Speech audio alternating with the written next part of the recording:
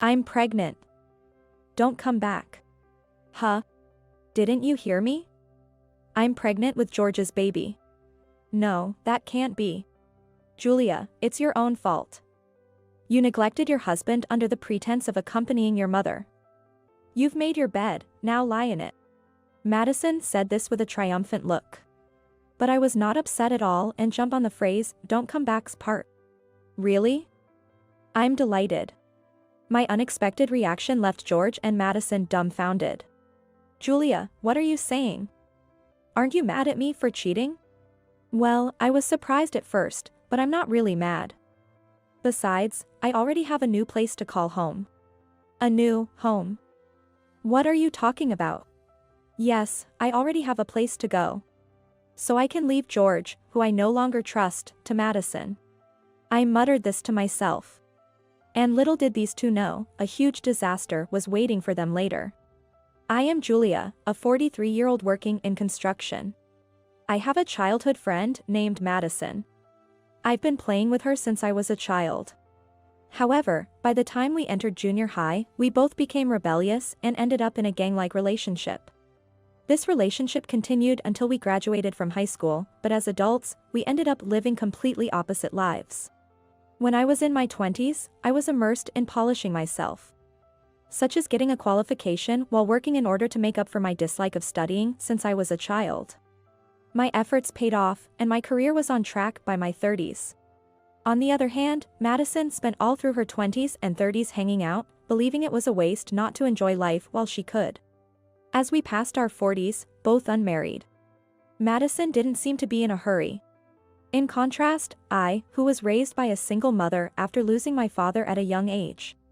I started to think about getting married to make my mother happy. There were many men at my workplace, but those close to my age were all married. I casually asked my boss if he knew anyone good. Then, my boss introduced me to a single man close to my age. His name is George. George was 2 years older than me and ran a construction company. He seemed serious and respectable at first glance. George runs the company he inherited from his parents, and like me, he is dedicated to his work. Despite his busy life, he hadn't shown much interest in marriage until now. We hit it off due to our many commonalities and continued dating. A year after we met, we promised to marry each other. I shared the news with Madison. Really? That's great, Julia. Congratulations. Thank you. I'm sorry I'm getting married before you. Don't worry about it. Just be happy. Madison was happy for me. Thank you so much.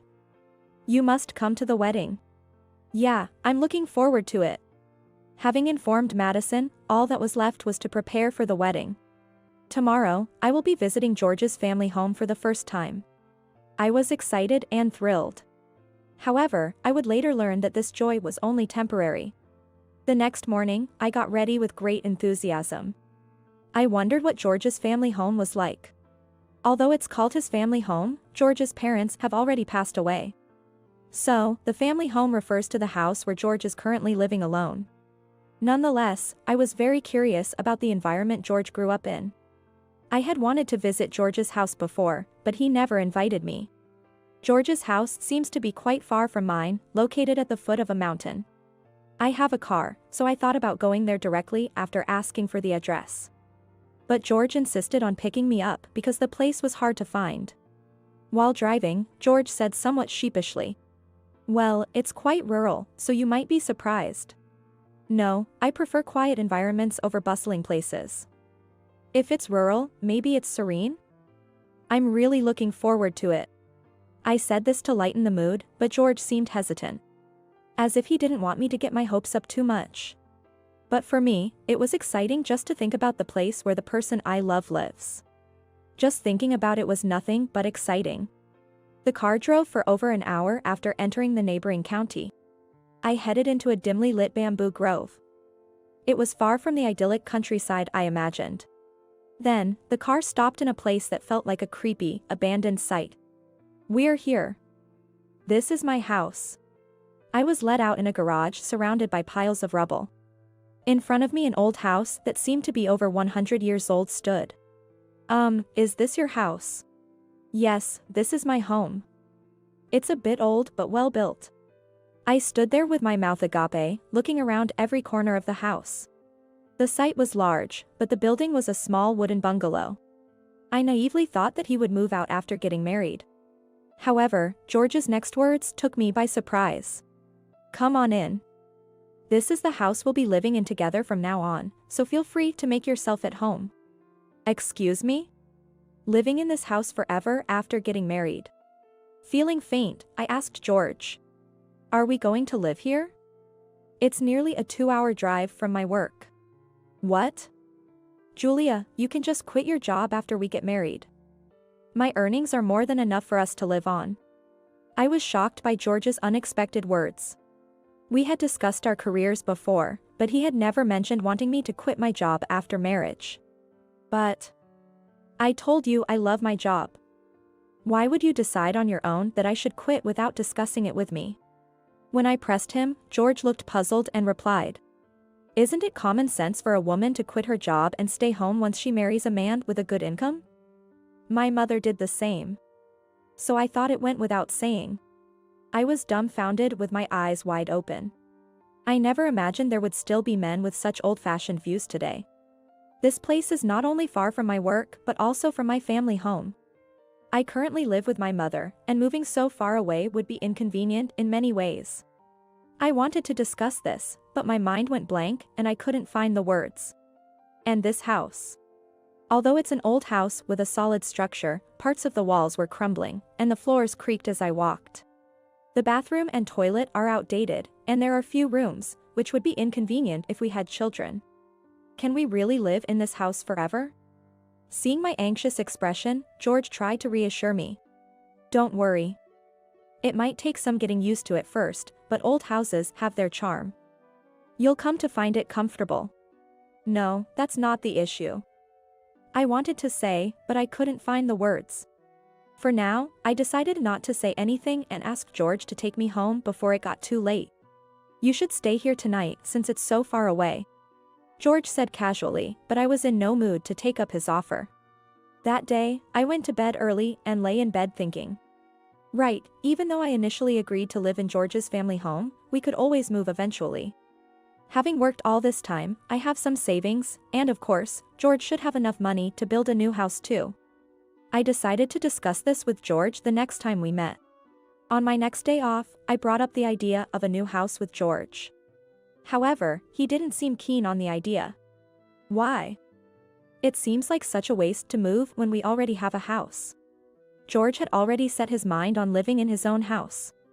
I wondered if it was selfish of me to care about the convenience of getting to work or living closer to my family home. I felt a rising irritation. Yet, I didn't fall out of love with George, and we got married as planned. Indeed, considering his status as a construction company owner, our wedding was a grand affair. Of course, Madison attended too. Madison, looking flashy and youthful, stood out at the venue, attracting attention from the men. Even George, the groom, asked if that beautiful woman was my friend. Though I was the bride, I felt a tinge of jealousy towards Madison. Somehow, the wedding went off without a hitch, and our married life began. George was content with living leisurely in his familiar home. Reluctantly, I quit my job to focus on home life, but something felt amiss. So, I had been planning something. One day, I received a call from the hospital where my mother was a regular patient. According to the hospital, my mother had suddenly become ill and needed to be hospitalized. I rushed to the hospital and entered my mother's room. Mom, are you okay? Julia, I'm sorry to worry you. My mother's complexion was very poor. Upon asking the doctor, it seemed her condition was serious, and she would need a long hospital stay. I decided to stay with my mother for a while and went back home to pack my things. I told George the first needed to be with my mother for some time. But George didn't seem too worried about my mother. Ah, I see. Well, take your time. I was taken aback by his reaction. As if I were going on a leisure trip instead of attending to my sick mother. Yet, George seemed annoyed by my expression. What? Why that look? Did I say something wrong? No, it's nothing. Thinking about it, George was raised in a wealthy family. Expecting him to understand might be asking too much. So, I didn't argue further and quickly returned to the hospital. It's been almost 3 months since my mother was hospitalized. Her condition remains the same, and she still needs my support. What bothers me more is that George has not visited even once. Is he still holding a grudge because I frowned at his words? If that's the case, it's incredibly petty. My mother, lying in her bed, looked at me with concern. Julia, is George okay? Don't worry about me, maybe you should go back home to him. It's okay, Mom. I do go home occasionally. I said this to avoid worrying her further, but to be honest, I was anxious. For about the first month, I indeed went back home to check on things. However, George was in a bad mood and wouldn't even speak to me. After finishing chores like cleaning and laundry, I would just head back to the hospital. Eventually, I started to feel as if George was managing the household chores on his own, and perhaps I wasn't needed at home. At night, when my mother was asleep, I would lie awake, thinking about various things. Is it really okay to continue like this? Months passed by. During this time of contemplation, I received a phone call. When I looked at my phone, it was a call from Madison. Hello? Julia, it's been a while. I was just wondering how you've been, so I decided to call. Madison, it really has been a long time. How have you been? Hearing Madison's voice after such a long time made my heart leap with joy. However, I felt a slight hesitation in her response to my question. Yeah, I'm doing fine. Oh. I see. Somehow, the atmosphere felt tense, and I wasn't sure what to say next. Then, Madison started the conversation. Hey, when are you coming back home next? Excuse me? I hadn't told Madison that I was currently away from home, taking care of my mother. So, I was puzzled as to why she would ask such a question. But since she had reached out after so long, I tried to remain calm and asked her. What's up, Madison? Did you call because you needed something? No, nothing in particular. I just wanted to hear your voice. While she was talking, I heard a man's voice in the background saying, Hey, Madison, which sounded oddly familiar. Upon hearing that voice, Madison exclaimed, Oh, and hurriedly ended the call. That voice, could it be? A shiver ran down my spine. It had been over 3 months since I stopped returning home. A bad feeling started to creep over me, so I decided to go home the next day. The following day, after the morning rounds at the hospital, I rushed home. Since it was Sunday, George should be at home. When I arrived by car, I noticed a bright red sports car parked in the space where my car should be. This car, it looked familiar. Upon unlocking the front door and entering, I saw a pair of stylish high heels in the entrance. It seemed my premonition was correct. George, are you here?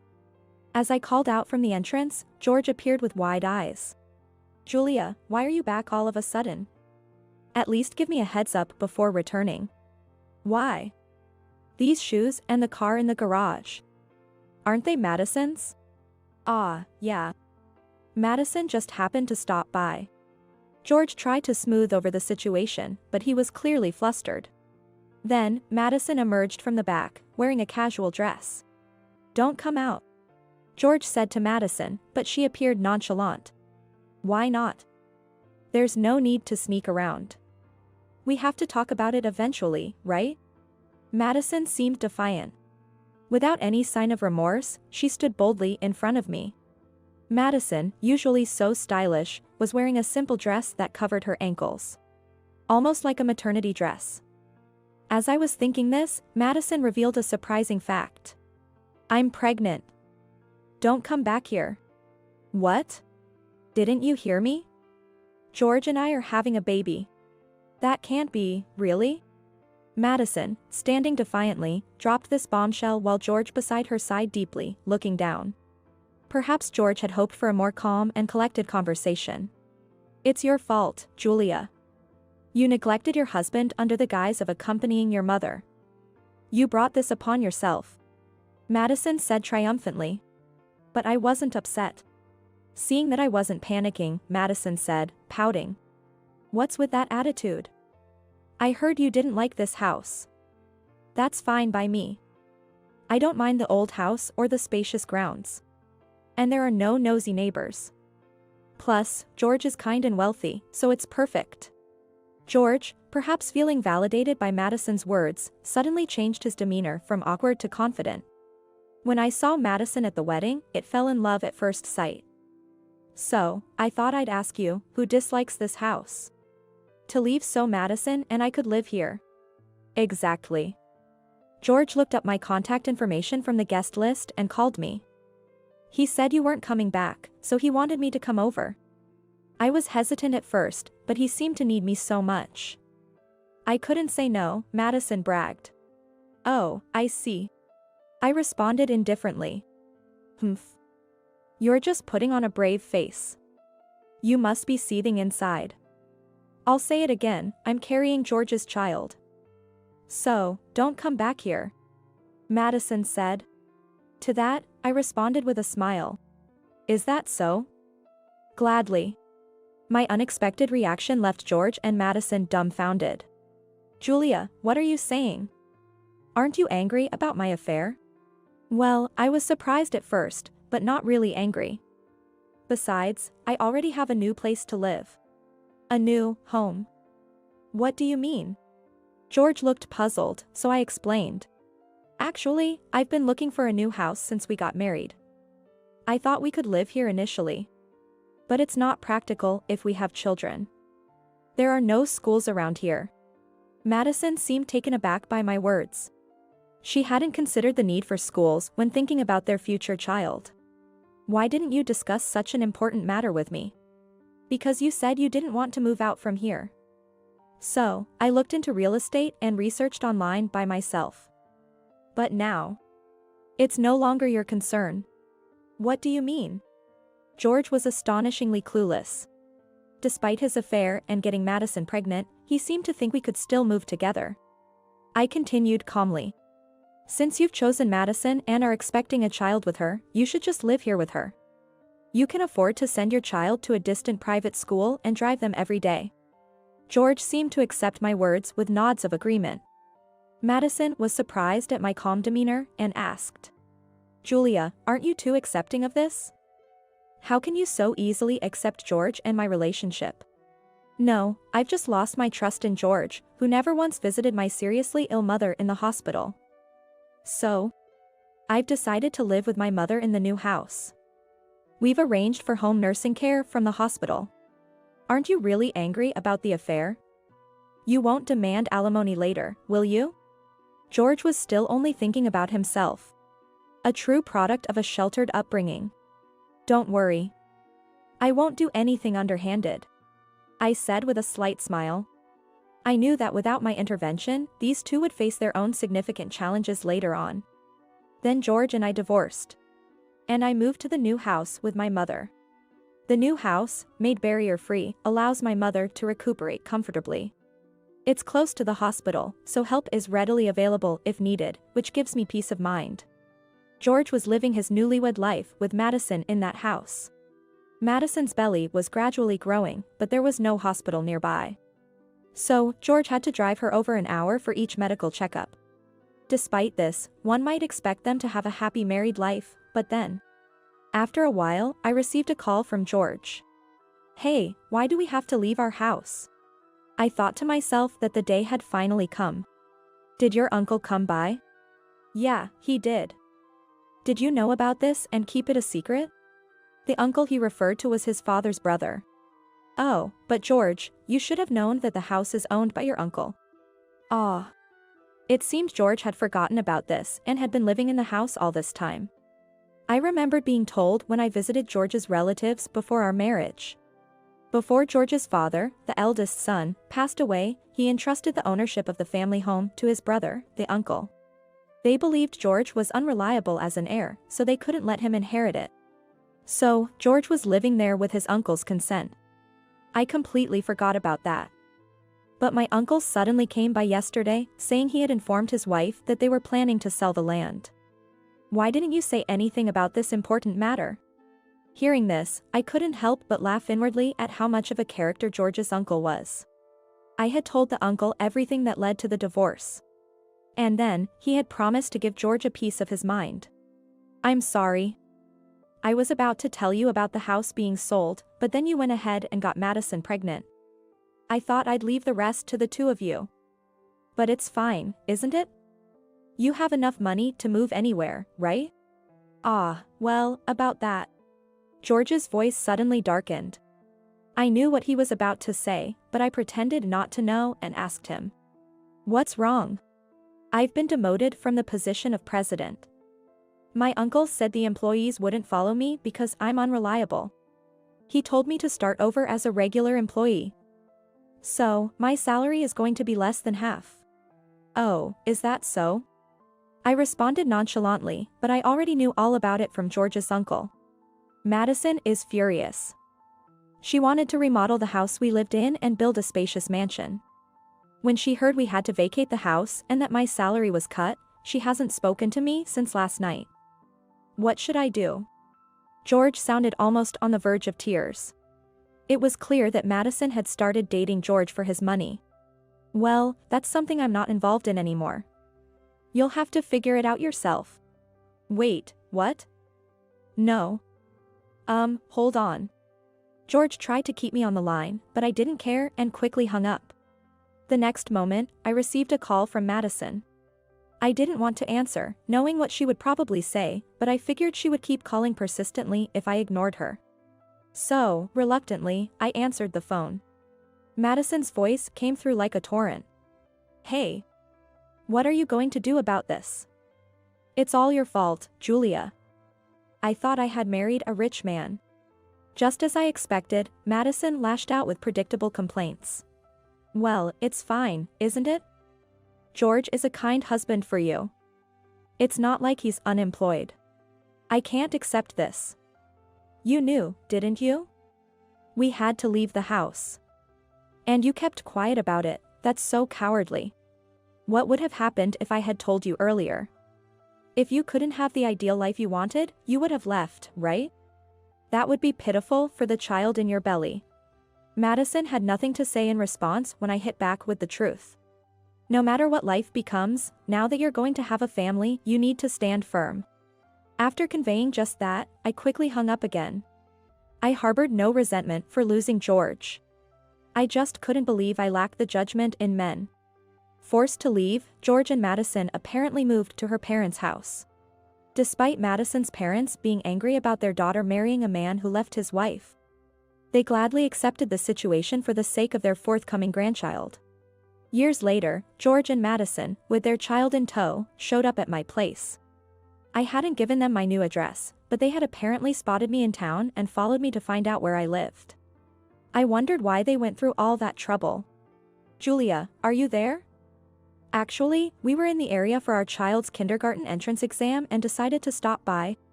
Madison announced pompously upon barging into my home. Even as a mother now, she still wore flashy makeup and fashion. I didn't really want to see her, but I responded politely to avoid any unnecessary comments. Still the same, I see. So, how did it go?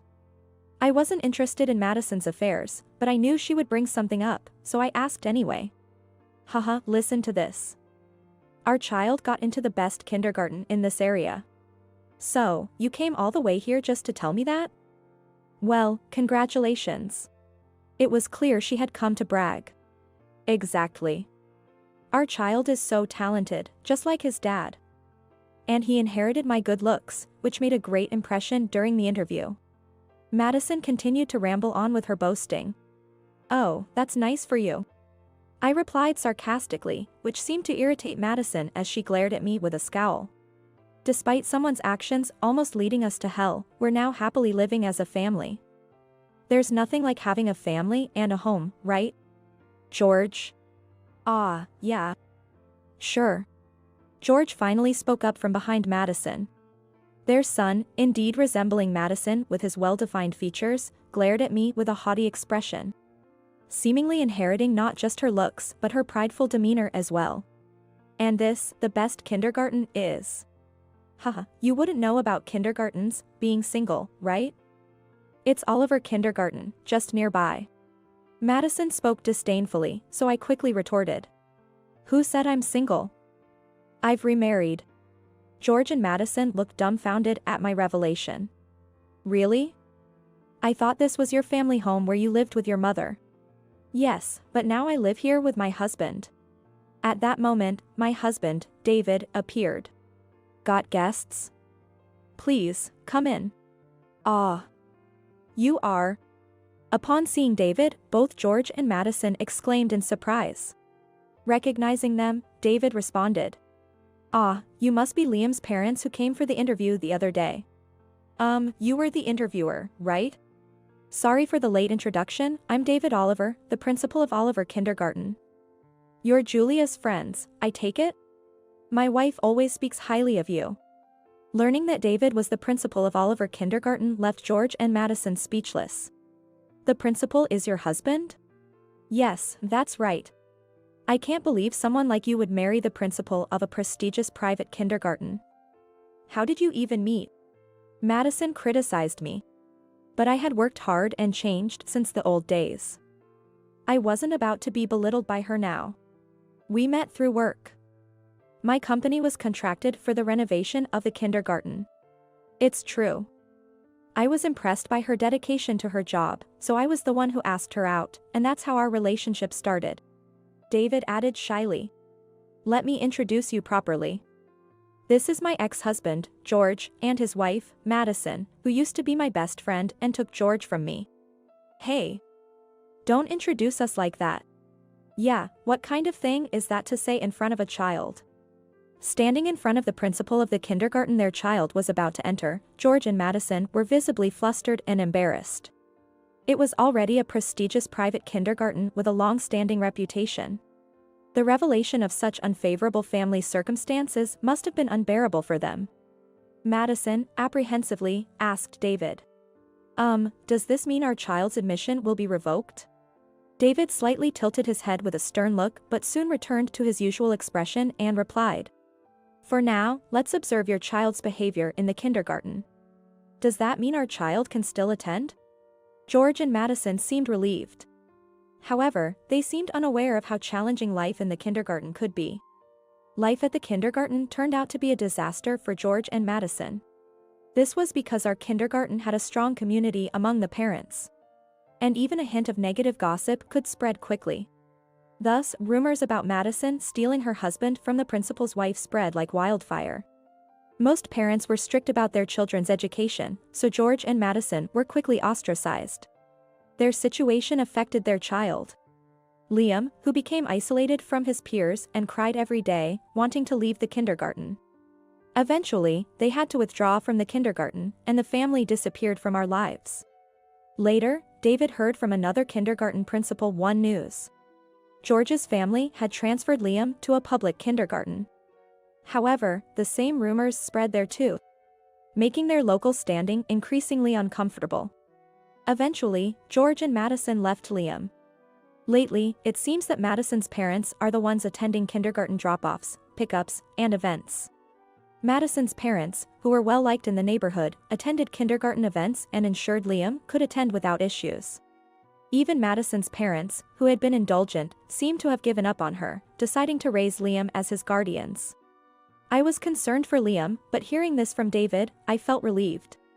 Sometime later, Madison's parents came to apologize. We're sorry for coming so late. We wanted to bring Madison, but she absolutely refused. Is Madison back at home? I was surprised to hear Madison was at home, having heard that the couple was missing. According to her parents, George and Madison, unable to endure poverty, divorced, and only Madison returned home. Yet, Liam doesn't see her as a mother, and she's ignored at home. Time passed, and I gave birth to a daughter, my first child. Having delivered in a local hospital, I made many mom friends. Though I lost a childhood friend, I now look forward to spending time with mom friends in similar situations. David took paternity leave and has been an excellent hands-on dad. This might be the happiest time of my life. No, I intend to continue enjoying parenting with good family and friends around. I want to pour all my love into raising my daughter just like my mother did for me. Even if there are times when I head in the wrong direction, like my daughter. I'll trust in my family, the people around me, and above all, myself. vowing to live a strong life as a mother. My husband, Benjamin, and I were high school classmates. Our relationship started during a school trip in our sophomore year. I had a dream. It was to become a doctor. At that time, Benjamin had a dream too. It was to become a lawyer. We both pursued our dreams, getting into our respective universities. It seemed like we were both smoothly on our way to achieving our goals, but Benjamin failed the bar exam 5 times in a row. After that, Benjamin started working in sales at a general company. On the other hand, after 6 years of university and a 2-year training period, I successfully became an OB/GYN. Liz, you've finally become the doctor you wanted to be. Congratulations. Benjamin was as happy for me as if it were his own achievement. Thank you. I think it's going to get even busier from now on. I'm sorry if I have to cancel our dates more often than before. There were several times during my residency when I was called in for emergencies. Now, as a fully fledged doctor, I have to work with even more responsibility. Especially in obstetrics and gynecology, we can't schedule the birth of children to coincide with our convenience. We must be available 24/7 whenever a child decides to arrive. There's no time to worry about dates or anything else. Feeling apologetic to Benjamin, I said sorry, and then he said, "So, why don't we get married?" "Oh, marriage? Yeah. That way, we can always be together. You can go to work when you need to, and if we have kids and something urgent comes up, I'll support you." As I was surprised by the sudden proposal, he hugged me and reassured me with strong words. I remember answering, "I'd be honored," while crying.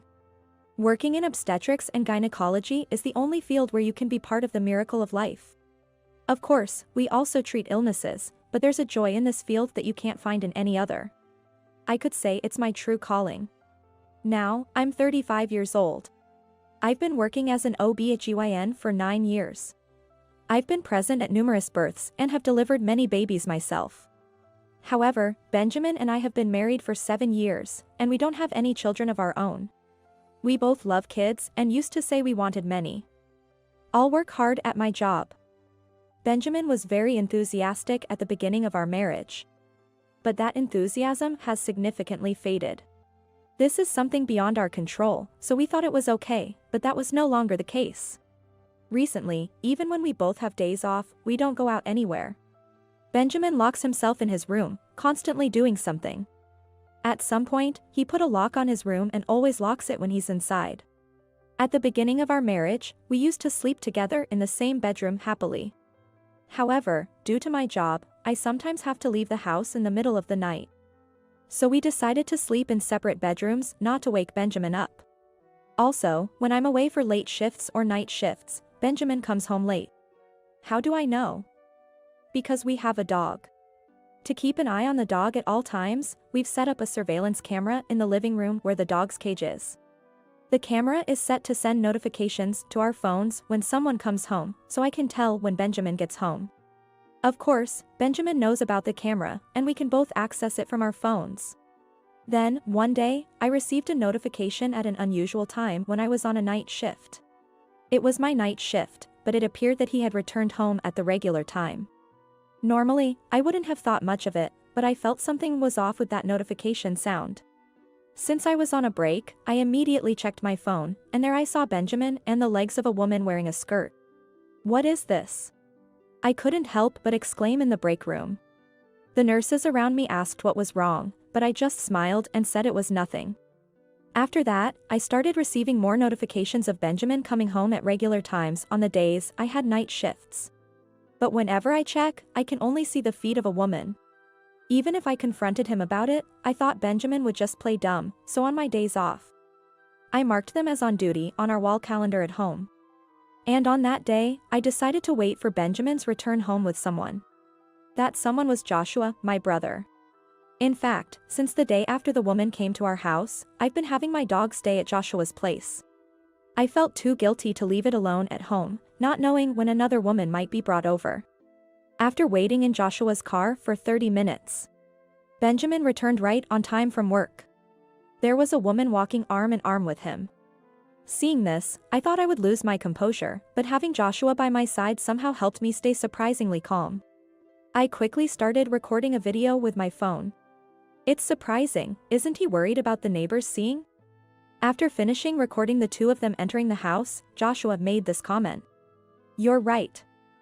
There must be neighbors seeing them for sure. It would be strange if there weren't any at this time. I had to agree. Looking around, it seemed like it was the rush hour for our neighbors returning home. Due to my irregular work hours, I hadn't paid much attention to this before. But I realized that it was indeed the usual time for people to come home. That night, I stayed at Joshua's house and fell asleep playing with my dog. The next day, I decided to visit a neighbor with whom I'm particularly close to ask about Benjamin and the woman. It turns out the neighbor had also found it suspicious and had asked about it before. He had been told that she was his sister. Neighbors who knew my brother was young believed that. Having gathered testimony from a neighbor, I was considering when to confront Benjamin about a divorce, when one morning, a familiar face appeared in my consultation room. Hello? The woman who entered with a nervous voice was unmistakably Benjamin's affair partner. I almost let out an odd sound from my mouth but managed to hold it in. Switching to professional mode, I said, "Congratulations, you're 8 weeks pregnant." Really? I'm so happy. Is it a girl or a boy? It's too early to tell the gender, but everything seems to be progressing smoothly so far. I can't wait to find out. My partner wants a girl. She lovingly stroked her belly as she spoke. And without being asked, she continued. I'm not married yet, but I'm thinking of getting married to him because of this pregnancy. I see. I responded neutrally to avoid any offense. Actually, he's only been divorced for 2 months. He says we can't get remarried until after 100 days. Is that so? Is the father of the child here at the hospital today? Yes. He's waiting in the car. She replied happily. When I suggested she bring him in because I wanted to discuss the future, so she went out with a smile to call him. 15 minutes later, after seeing another patient in the meantime, I called in the affair partner again. Sure enough, Benjamin followed her in. Benjamin began, "Excuse me, but stopped mid-sentence when his eyes met mine, still maintaining my professional smile. Why are you here, Liz? He said this while looking at the nameplate outside the consultation room and muttered, Seriously? I work under my married name rather than my maiden name. While many female doctors continue to use their maiden names, my maiden name was very rare and difficult to pronounce. However, Benjamin's surname is the most common in America. Perhaps that's why he hadn't paid much attention to it. In the hospital where I work, it's rare, but there has never been another doctor with the same last name in the same department. And the nameplates only display last names. Seeing Benjamin's flustered look, the other woman looked puzzled. Liz refers to me, right? We came in together, so of course I'm here. Hearing this, I was dumbfounded. The other woman's name is Lizette. Indeed, Liz. Nonetheless, calling both his wife and his affair partner by the same nickname is utterly despicable. As Benjamin, cornered by the affair partner, seemed to panic, saying, No, this is a bit, I decided to explain. Lizette, my name is Liza. I'm also known by Liz. What? Benny, you were cheating? The fact that a 35-year-old man is referred to as Benny almost made me burst into laughter. You're called Benny? And I did tell you about my workplace, right? No. I forgot about the workplace. Benjamin was taken aback. It seemed he had no interest in my workplace, or he hadn't listened at all. Unperturbed, the affair partner pressed Benjamin further. Benny, who is this woman? No. Well? Benjamin was at a loss for words. Of course, he was. According to the affair partner's story, Benjamin had been divorced from me 2 months ago. Taking over from the silent Benjamin, I decided to confront the affair partner with the truth. Lizette? I'm Benjamin's wife. Huh? Was it a lie that you said you divorced to marry me? That's when Benjamin spoke up. It's not like that. Just keep quiet for now, Liz. What are you saying? We need to clear this up. You tricked me, didn't you? Just be quiet, will you? Benjamin seemed to be in a real panic. Of course he does. No one could remain calm when caught lying in front of their spouse and being confronted by an affair partner.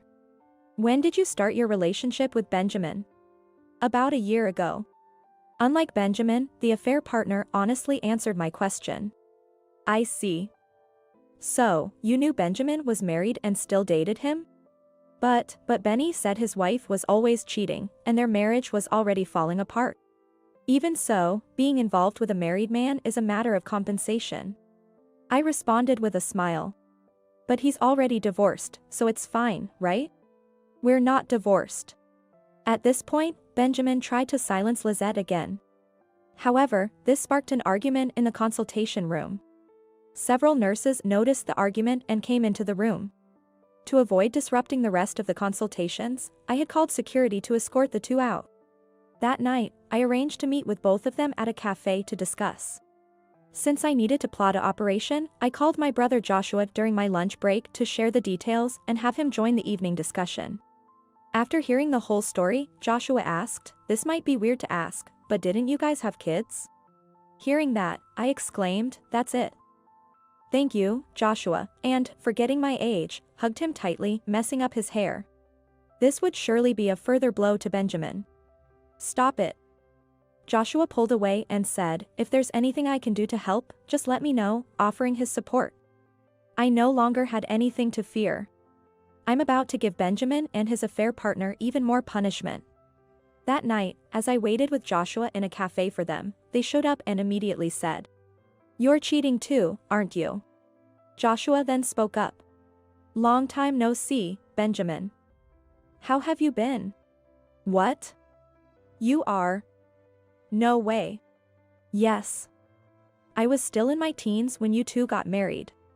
Joshua and I are 9 years apart." It's no wonder Benjamin didn't recognize him, because he had get much more mature over the last 7 years. Furthermore, Joshua continued with a sharp gaze, "I'm here as a witness today, so please cooperate." A witness? Benjamin was dumbfounded. In fact, Joshua had become a lawyer. And not just any lawyer, but one specializing in divorce cases. Knowing Benjamin had repeatedly failed the judicial Scrivener exams, Joshua had been considerate not to bring it up. Let's get back to what we were discussing earlier.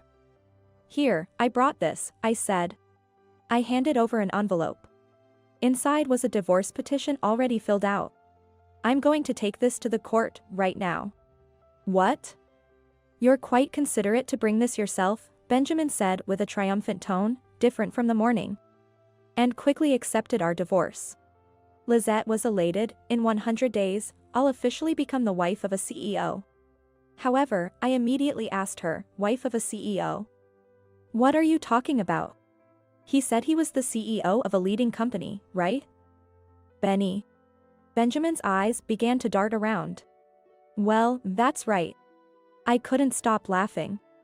Lizette looked puzzled at me, clutching my stomach in laughter. "What's so funny?" "Oh, I'm sorry. Who did you say is the CEO?" "Benjamin is just an ordinary employee. And that house is in my name. Besides, there's no waiting period for men to remarry after a divorce," I explained. Hearing this, Lizette was furious. "What? Benny, how many times do you need to deceive me before you're satisfied? I've had enough." "You mean you didn't love me? Well, I thought you were rich and owned a big house. I wouldn't fall for an old man like you otherwise." Joshua and I couldn't help but smile as we watched the two argue. This was the moment I decided to push Benjamin even further down. I smoothly handed Benjamin a document. "What's this now?" Benjamin, gruffly taking the envelope, began to tear it open. Seeing the contents, his face turned ashen. "What is this? You know that time in the past when we were both trying to get pregnant because we couldn't conceive? Here are the results. I didn't tell you because I thought you had your pride. Is this really mine?" "Yes. It seems you can't have children, but whose child is in her belly, I wonder." I confronted him with the test results we had investigated in the past. According to those results, Benjamin was infertile. I had reconsidered our situation, thinking that we could live happily together without children, so I never told Benjamin the results. Lizette began to make a scene without considering the place. I wasn't told about this. That he couldn't have children. What? It's not my child? Could the test results be a lie? To Benjamin's naively hopeful remark, Lizette continued. If you're infertile, you're not the baby's father. I wasn't sure whose child it was, so I thought I'd marry you since you seem to be rich. She said. Joshua and I were dumbfounded by her words. They continued to make a scene, so thinking of the cafe's peace, Joshua and I desperately tried to stop them, but their fervor didn't cool down. As a lawyer, Joshua began to address them both. He informed them that he would be demanding a proper compensation from both Benjamin and Lizette. Despite their protests of having no money. That was not our concern. When Joshua threatened legal action if they continued to resist, they reluctantly agreed to the payment, so we decided to proceed with the claims. The next day, I promptly submitted the divorce papers and kicked Benjamin out of the house. Afterward, incapable of managing household chores on his own and disowned by his parents, Benjamin had no choice but to marry Lizette. It seems he desperately wanted children, so he decided to raise the child of uncertain paternity as his own. Lizette probably thought it more advantageous to have him to support the child while paying the compensation together than doing it alone. Benjamin is working like a Trojan to pay off the settlements for both of them. Lizette has decided to put the child in daycare and work part-time once the baby is born. Meanwhile, I sold the house and stayed with Joshua until I found a new place. When I was about to move into my new home, Joshua expressed his wish for me to stay, but I brushed it off, joking, if I stay, you'll never get a girlfriend. Of course, I took the dog with me, and we're living together in the new house. I hope to continue being involved in the birth of many lives through my work.